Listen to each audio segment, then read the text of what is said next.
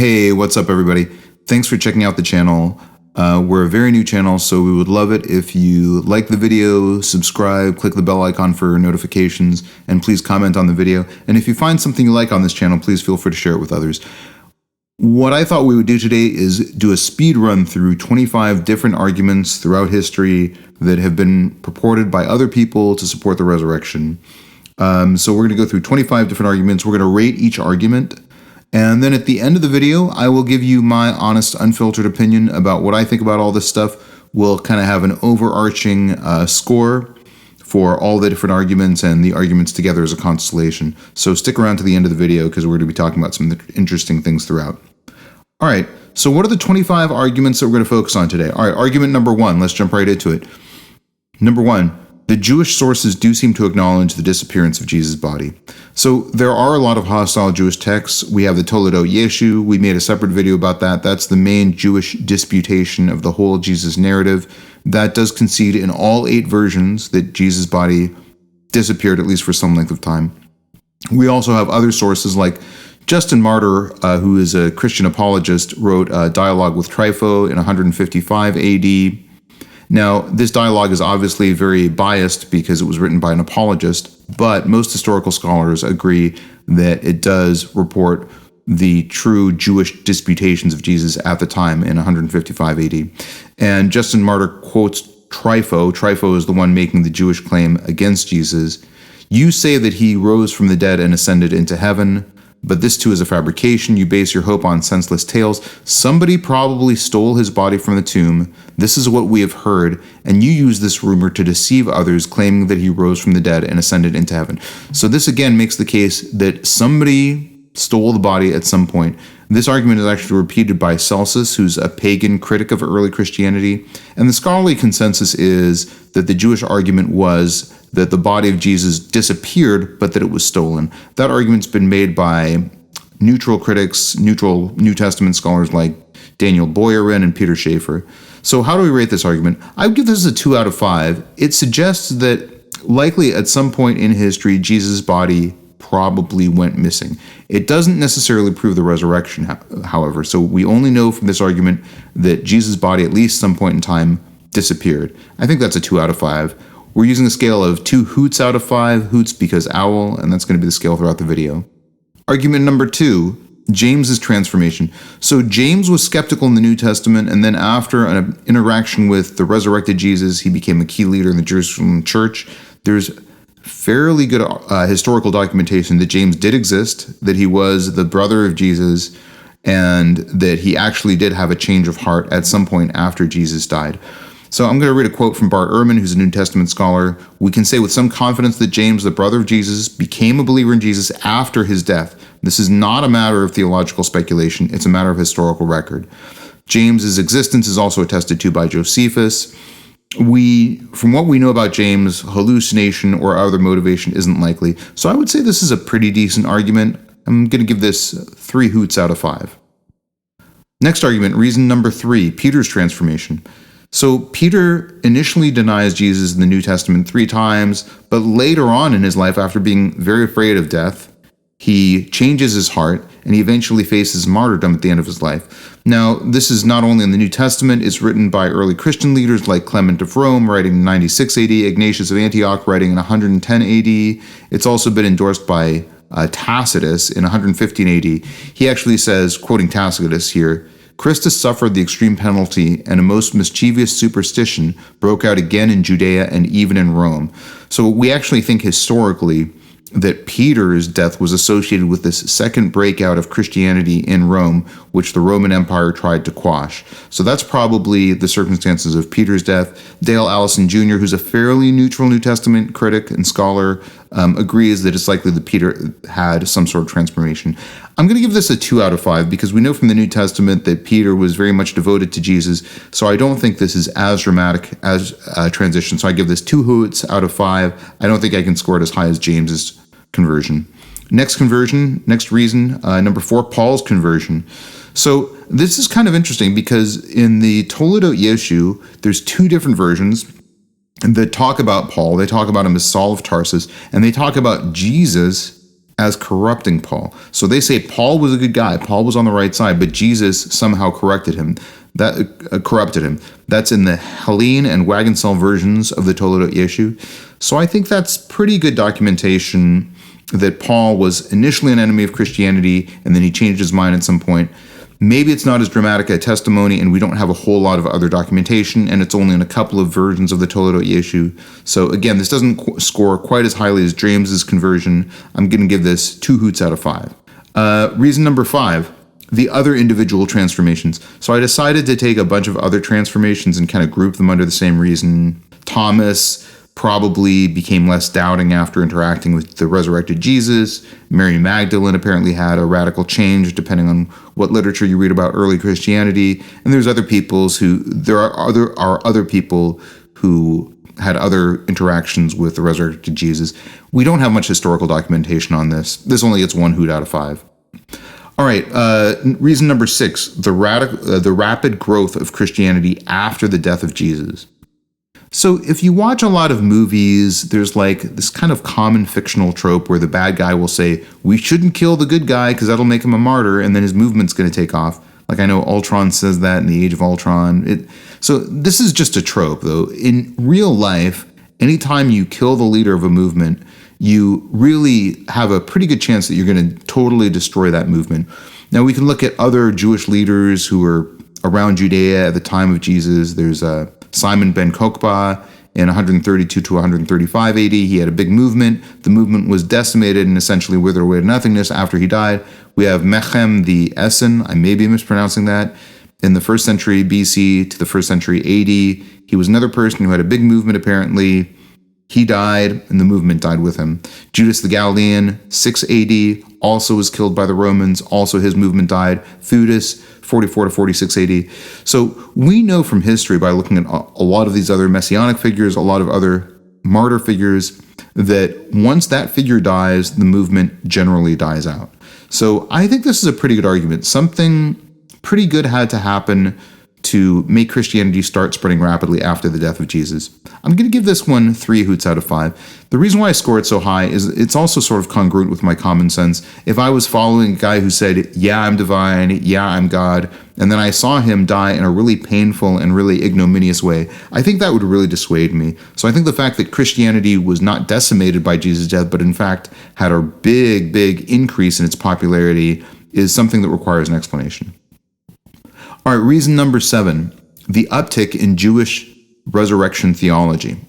Now, this is kind of interesting. So in ancient Judaism, there's not a lot of statements about the resurrection, but we seem to think that Jewish tradition was that there should be no resurrection after death. There was no deathly resurrection in Judaism, essentially. We have a few statements from the New Testament that say that death is final, but then in around the 3rd century, as recorded in the Talmud in Sanhedrin 90b to 92a, there's a very complex exegesis, so a complex reinterpretation of the New Testament. In this reinterpretation, the Jews start saying, yes, resurrection can happen. It's not just an eschatological finding, but it can only happen to people who are really, really good. So this is kind of an interesting discussion to look at. I encourage you to look at it yourself, but one of the interesting things about it, I think it does attest to the fact that there was a widespread belief in the resurrection that the Jews were responding to. Other scholars sort of agree that when the Jews talk about resurrection in this time frame, they're talking about it in a very defensive or reactive way, so it's probably not that they wanted to just start talking about resurrection all of a sudden. Now, I'm only giving this 2 hoots out of 5 because I think this argument makes the case that the resurrection was something that a lot of people believed in, but it doesn't necessarily tell us from history that the resurrection actually happened. So I think that's a pretty modest score, 2 hoots out of 5. Reason number 8, staged resurrection theory in the Toledot Yeshu. So there are some satirical texts about Jesus that say that the resurrection was staged. There's one version of the Toledot Yeshu that I've read personally. I've read about 8 different versions that explains that Jesus' body was stolen, and in addition to that, his body was staged to make it look like he had resurrected. I won't go into too many details in this video, but it is sort of a Weekend at Bernie's situation where they say, yes, they dragged his body out and they propped it up somewhere and they said, look, he's resurrected. Now, that's obviously not a very convincing thing that you would do, so I'm not saying that this is something that actually happened. This is just one of the Jewish anti-Jesus disputations that was written that I think suggests to at least some degree that maybe the resurrection likely happened. But again, this score is pretty low because it's only in one version of the Toledo issue that I found, so this gets 1 hoot out of 5, so not super good evidence. Reason number 9, women were the first witnesses of the empty tomb. So this is a reason that's been touted by a lot of different people throughout history. You kind of have to understand how patriarchal Jewish culture was at the time. So women were not respected as witnesses. They were not respected in any theological setting. In fact, there's an ancient Jewish saying in the first century that better the words of God be thrown away into the ocean than delivered to the ears of a woman. So in other words, the argument is that if people wanted to make up the resurrection, they wouldn't include such a prominent role for women. So the fact that women have a very prominent role in being the first ones to discover the tomb of Jesus being empty in all 4 Gospels, to some authors makes the case that the depiction of the resurrection is not a fictionalization. In other words, if it had been a fictionalization, they would have included better, more reliable witnesses than women. Again, I'm not saying women are not reliable. I'm saying this was just the concept in first century Judea. So a little bit salty on that, clearly. But anyways, I give that 2 hoots out of 5. I think it suggests that maybe the tomb was likely empty, but it doesn't really suggest much more beyond that. So I think that's a pretty modest score, 2 hoots out of 5. Reason number 10, the embarrassing portrayal of the disciples. This, again, goes into the embarrassment criteria. In other words, if you're making up the New Testament, you probably wouldn't make it up in a way that makes you look bad. The disciples are depicted as fearful. They're depicted as not being very competent. They're very doubting. And then they totally ditch Jesus in his hour of need. So this is, again, an embarrassing criteria. Why would you make up information that makes you look not that great? So that's reasonable. I give this one 2 out of 5, 2 hoots out of 5. Again, not super convincing, but it is kind of an interesting thing to think about. Reason number 11, early belief in the bodily resurrection. So we do know that within at least 1 to 2 years, or perhaps within several months, that there was belief in the resurrection. And we have documentation on that based on the early creeds that we know were before the time of Paul. So even before Paul converted to Christianity, we have early creeds that predate Paul. The most commonly cited example is 1 Corinthians 15, 3-8. Paul is quoting this early creed that he was given, I'll quote it, that Christ died for our sins in accordance with the scriptures, that he was buried, that he was raised on the 3rd day, and that he appeared to Cephas. Cephas is Peter, and then to the 12. So now this shows that the belief in resurrection was very early. There's another Christ hymn in Philippians 2, 6-11. I won't read the whole thing, but it also makes the case that Paul is saying very early on, even before the time of Paul, so within a couple of years, there was a very early belief that was uniform throughout the Christian community that Jesus had resurrected. I think this is a potent argument. Other historical scholars agree that the belief in the resurrection did not evolve slowly. It didn't grow slowly like a legend. Not to say that it was not legendary, but it's unusual for a legend to grow that quickly. So a lot of historical scholars agree that within a few months, some of these creeds about Jesus popped up. So I think this is a fairly strong argument saying that the belief in the resurrection was almost immediate, if not immediate. I'm going to give this one 4 hoots out of 5. I think it's as far as all these arguments go, this is pretty convincing. All right, argument number 12. Lack of veneration of Jesus' tomb.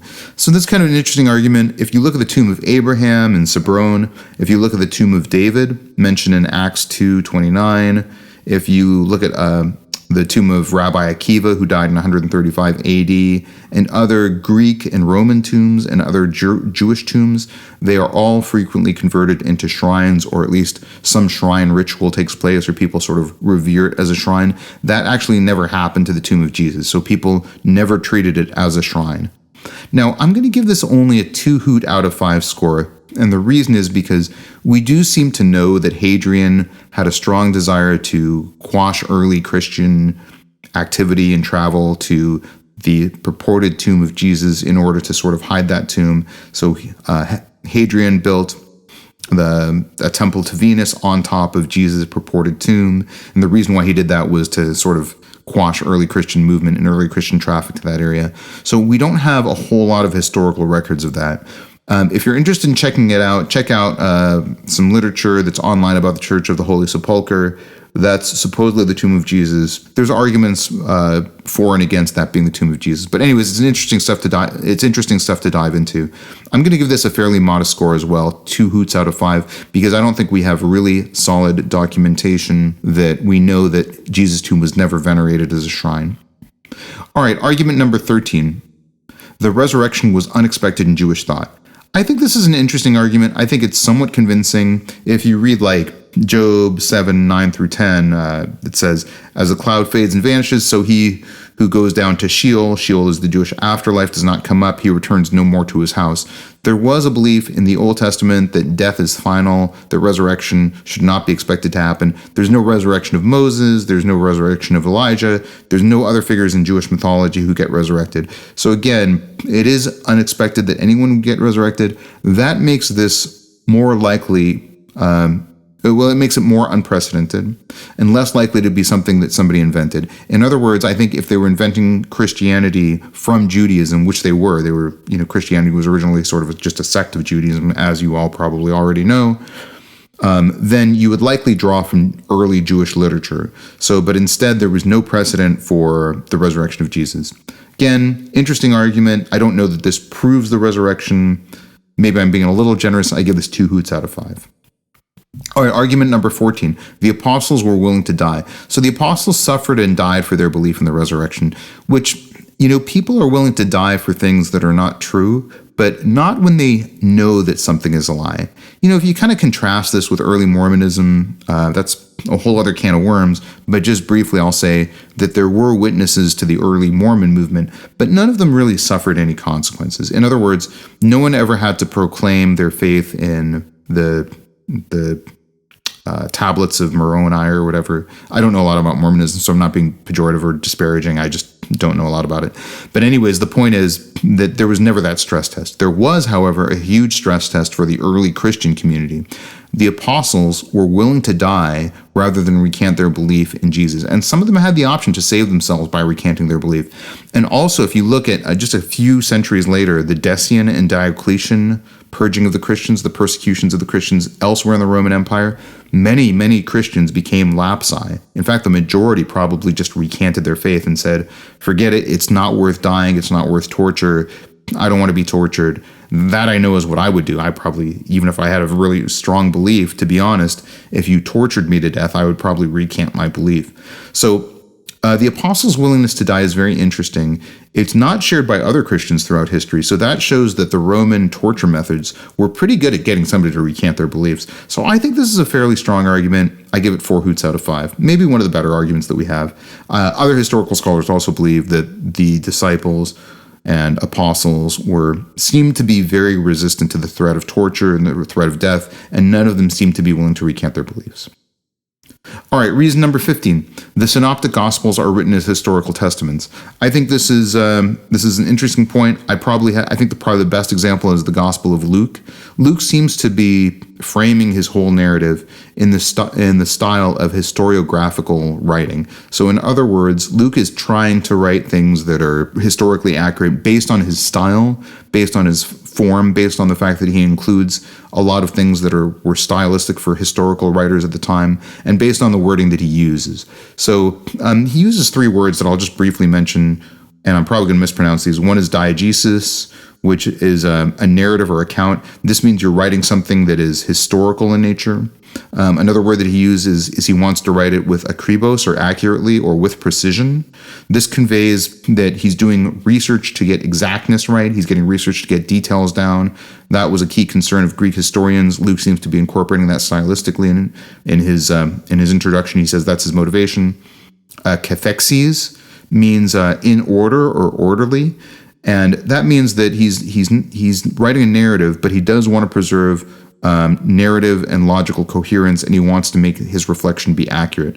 So I think there's a good argument to be made that, particularly with the Gospel of Luke, that he is trying to adhere to historiographical norms that are later written out by Polybius and Dionysius of Halicarnassus and some other folks. So I think it's a pretty potent argument. I give that 3 hoots out of 5.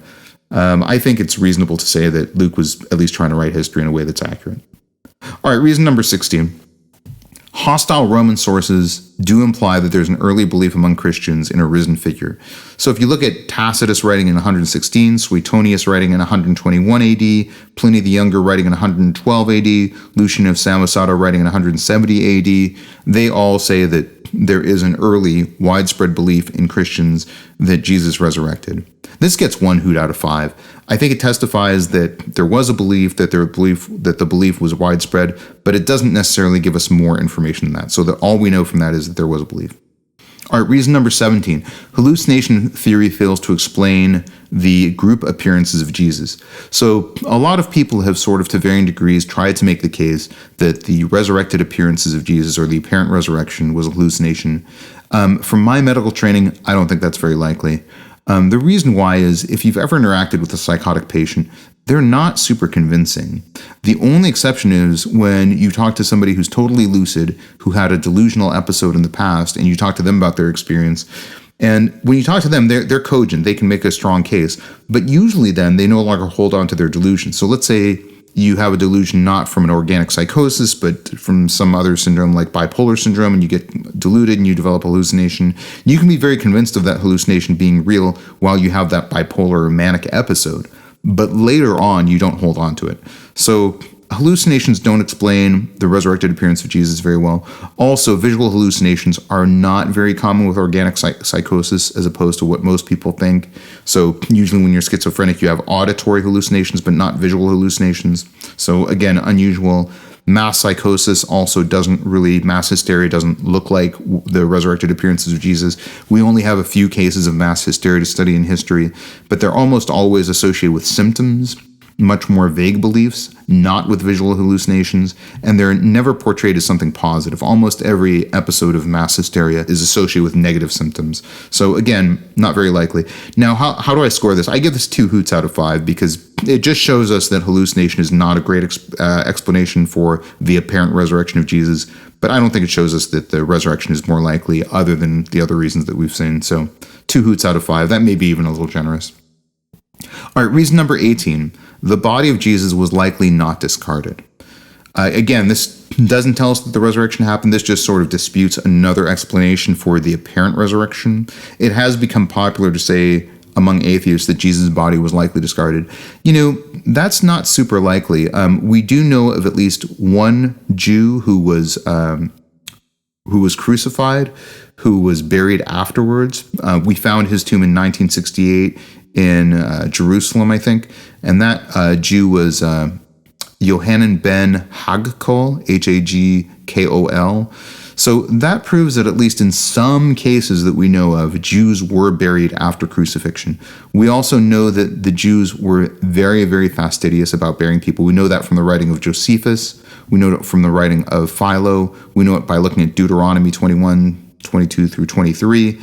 That we do have to bury people on the same day that they died. That was considered very sacred. We know that it was Roman law to let people bury people who had been crucified.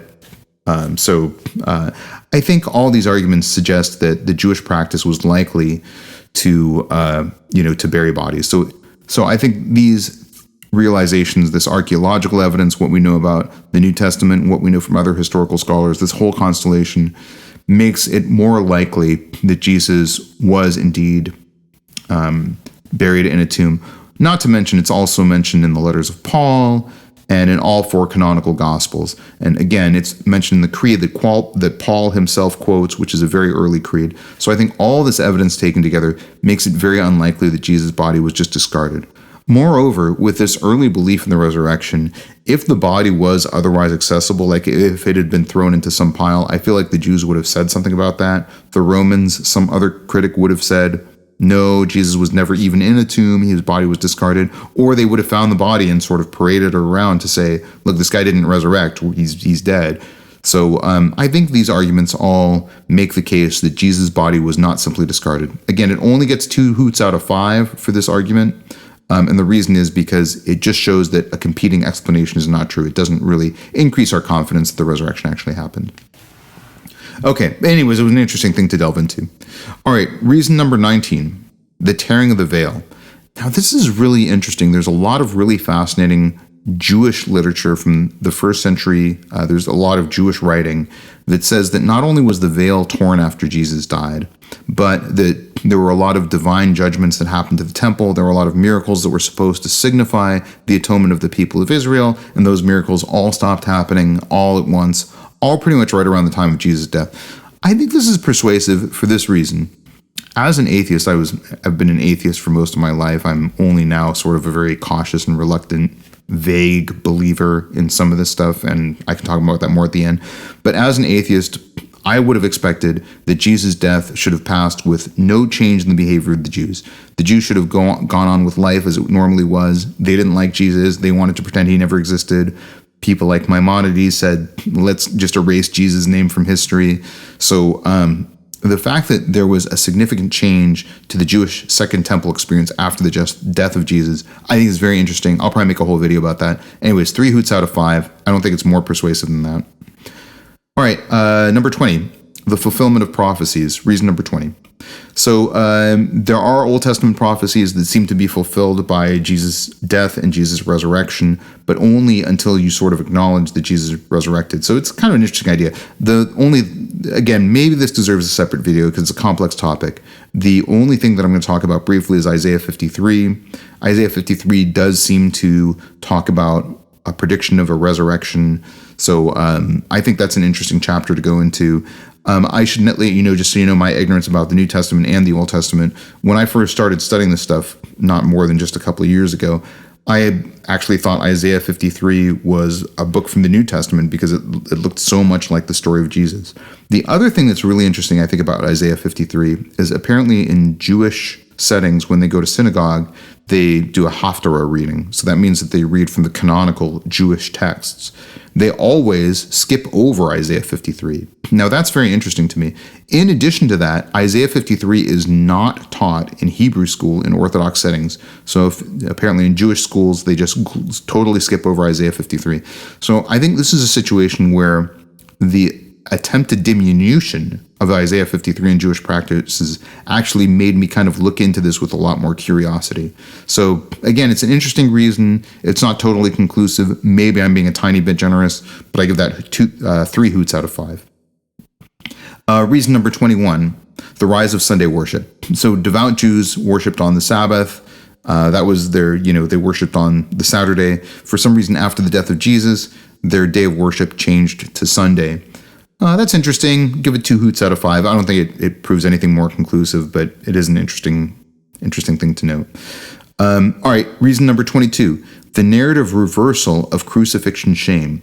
So this is kind of interesting to me. So from a literary perspective, the crucifixion should have been a very shameful, denigrating, and destroying moment for Christianity. And it probably was for many. I suspect many people saw him dying a very painful, humbling, ignominious death, and were like, well, we shouldn't have followed that guy. So it's very interesting that there is a reversal to the glorification of the crucifixion. And I think that really has to happen with something else sort of changing your interpretation of the crucifixion. So it's an interesting idea. I give that 2 hoots out of 5. I think it's interesting. It doesn't really make me that much more confident. All right, reason number 23, textual uniformity in early Christian documentation despite geographical dispersion. So again, this is kind of an interesting idea. It says that early Christian preaching, early Christian spread of the gospel, spread of the New Testament, spread of the proto-New Testament documents all suggests that there was an early recognition of the resurrection in a decentralized way throughout every Christian community that formed. Now, again, this just shows to us that there was a belief in the resurrection. It doesn't make the resurrection more likely. I think it's interesting that there is a very uniform, widespread belief. Maybe I'm being a little stingy in my grading system, but to me, this only gets 1 hoot out of 5 because we just know that this is a testament to an early belief in the resurrection. It doesn't make the resurrection necessarily more likely, other than the reasons that we've gone over. All right, reason number 24, there's no competing burial tradition for Jesus.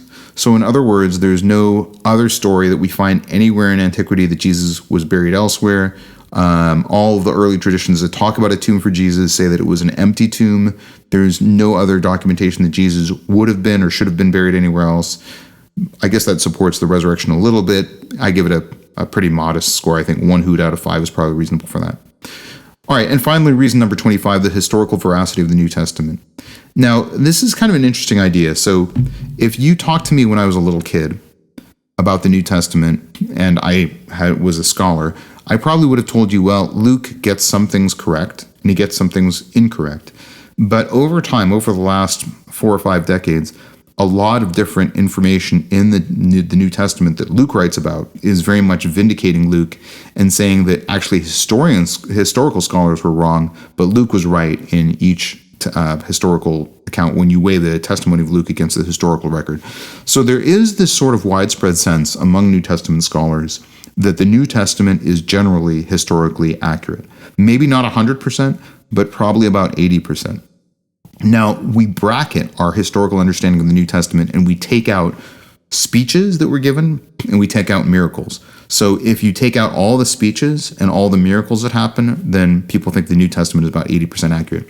Now, this argument, however, makes the case that there is sort of a tension that develops, right? Because if you're saying the New Testament is right about all this other stuff, and then it's just wrong about Jesus, wrong about the miracles of Jesus, wrong about the lessons of Jesus, that kind of creates a tension. And there is sort of this academic and historical, sort of logical and scholarly tension that emerges when we say, all this stuff in the New Testament is true, except for Jesus' miracles. Because then you have to sort of say, well, they very carefully constructed a hoax to where they sandwiched a bunch of stuff about Jesus in an effort that was literary, where they were trying to be otherwise very comprehensive and very honest and very scrupulous.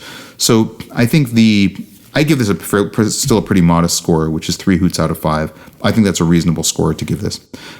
All right, so now that we've gone over all these reasons to believe in the resurrection, I thought I would tell you the overall score. So when I calculated everything together, I got a score of about 2.2, 2.3 hoots out of 5 if you kind of average all these arguments together. I think that's pretty modest. I think that's probably accurate based on my impression. Now, what does this mean? I'll tell you what it means for me, and then I'll tell you what I think it should mean for you. Okay, now, for me, this means that there's some evidence, but I think believing in the resurrection is still at least somewhat a matter of choice. Now, if you're Christian and you're watching this video and you're like, oh, wow, I really wanted you to come down harder on the conclusion that the resurrection actually happened, then my words of consolation to you are this. I think everything that we know about God, either from the New Testament or from just looking at the cosmos, suggests that God is not somebody who, comes out and says, I'm God, here's the evidence that God exists, here's everything that I want to tell you. God sort of hints at God's existence. The New Testament seems to be sort of the same way. I think the best argument for a God being in the universe is probably the fine-tuning argument, but that argument doesn't prove that there's a God. It doesn't prove that there's a creator. I think it just implies that there is a creator. I think all the best arguments around theology are just sort of indirect and implied arguments. So I think you can have consolation for that reason. I think another reason to have consolation is because I think this is actually pretty good evidence. So if I take, and I have done this to a degree, and maybe I'll make another video about this, but if I take all the religions in the world and I evaluate all the evidence for every religion, a score of 2 or 2.2 or 2.3 out of 5 is pretty good. I've looked at other central documents, informative documents from other religions, and I think they score much lower in terms of their historicity. So anyways, maybe that's a topic for another video as well. But so if you're Christian and you're watching this and you're expecting me to come down harder, I would say don't despair for those 2 reasons. If you're an atheist and watching this video, I'm kind of curious to know what your opinion is. Do you think there's decent argument for the resurrection, or do you think it's not quite conclusive? I think another thing that I would say to atheists watching the video is I think these arguments do become much more convincing if you take them in a specific light. And that light is separating them into 2 arguments. So don't think about the resurrection, but think about, did Jesus' body disappear as one argument? And think about, did the disciples believe in the resurrection as another argument? I think if you build up your faith in those 2 arguments, then it becomes a little harder to deny the resurrection. Not impossible, but just a little harder. So I've tried to address my arguments in a neutral and a scholarly tone. I think my subjective impression after reading all of these arguments was, probably a score of 2.2 or right around 2 is probably pretty justified. That's probably pretty reasonable. But what do you think? Am I being too stingy? Am I being fair? Am I being scholarly in my tone? Am I being neutral? If anyone's interested in what I think about the resurrection, I could make a different video about that. I think that some of my viewpoints about the historicity of the New Testament and the resurrection will probably surprise some of you.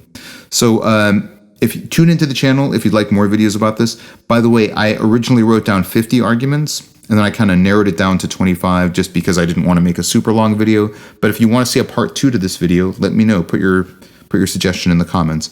If you have really good arguments against the resurrection, I would love to speedrun those because I think that would be a cool and balanced and intellectually enriching thing for me to do. So I could talk about all the arguments against the resurrection. So if you have arguments why you think the resurrection didn't happen, please put those in the comments. I kind of feel like I'm at the point where I'm cautiously considering that probably the resurrection happened, but I'm definitely not very committed. So I could be even talked out of it. I think if I ran into somebody who made a really strong case, I would say, you know what? I think my understanding of this history is incorrect. So make sure you make your comments. You put your comments in the comment section of this video. I would love to know what your reasons are for thinking that the resurrection never happened. That's something I'm really curious about too, and I'd love to have more discourse about that. All right. Well, thanks everybody for tuning in. Sorry that this video got so long. I did intend to make the video pretty short, but this has been a fun conversation to have. And if you want to see more videos like this, if you want to see more content from this channel, please like, support, message me, find us on Twitter and Instagram, and yeah, check out our other videos to learn more about some of the stuff that we talk about on this channel. I'm a professor. I'm somebody with a very amateurish interest in historical scholarship. My field of study, even though I'm a professor at a university, is not in anything historical. So it's not in anything philosophical, religious, theological, or historical. I'm a professor in a very, very different field. So this is not my area of expertise. It's just something fun that I like to dabble in and talk about and make videos about. So thanks everybody for tuning in. Super appreciate the support. We're a new channel, so anything you do to support the channel really helps us out. Thanks everybody.